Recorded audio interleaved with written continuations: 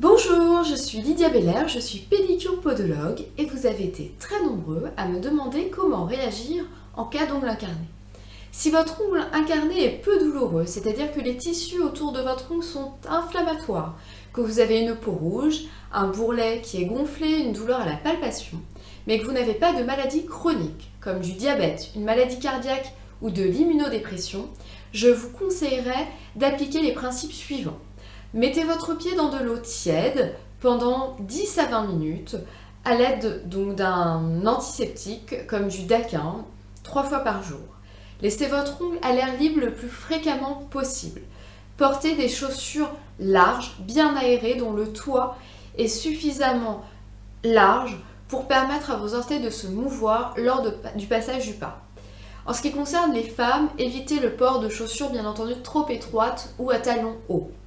Portez si possible des chaussures et des chaussettes qui maintiennent vos pieds au sec.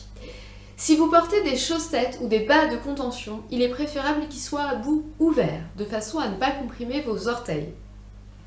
Votre arrière-pied doit être maintenu pour soulager votre avant-pied. Évitez donc de porter des mules. Par contre, si vous êtes diabétique, que vous avez une artérite des membres inférieurs, une maladie neurologique, immunitaire, une maladie des valves cardiaques, et que vous avez un ongle incarné, il est important de consulter en urgence votre médecin traitant. Si l'inflammation de votre ongle incarné n'est pas éradiquée dans les 48 heures, malgré les soins prodigués, et que vous observez un gonflement, une rougeur, du pus, que vous avez de la fièvre, que vous avez une ligne rouge et sensible qui apparaît au niveau de votre pied ou le long de votre mollet, il est impératif de consulter votre médecin traitant dans les plus brefs délais.